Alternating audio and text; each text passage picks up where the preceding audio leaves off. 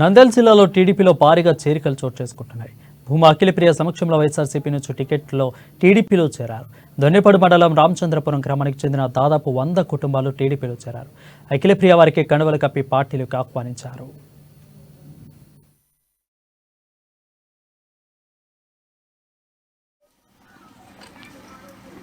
ఈ ఆలగడ్డ తాలూకాలో గత 2 నెలల నుంచి ఎక్కడ చూసినా కూడా అన్ని గ్రామాల్లో కూడా చాలా పెద్ద ఎత్తున మార్పు వచ్చింది.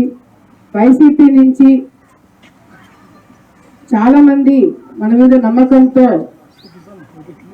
తెలుగుదేశం పార్టీలోకి రావడమే కాకుండా భారీ ఎత్తున మేమే కాదు మాతో పార్టీ మిగతా వాళ్ళందరినీ కూడా తీసుకొచ్చి ఒక మార్పుని మనం తీసుకురావాలా గ్రామాలలో ఒక ఆలోచన పట్టుదల ఈరోజు ఆలగడ్డ ప్రజల్లో కనపడుతుంది. ఒకటి ఇది ఇప్పుడే కాదు, గత 6 నెలలు 8 నెలల నుంచి చాలా మంది మాతోటి తెలుగుదేశం పార్టీలోకి వస్తామని చెప్పినప్పుడు మేము వెంటనే వచ్చేయండి కండువాలు వేసేసుకోండి అని ఎక్కడ కూడా చెప్ప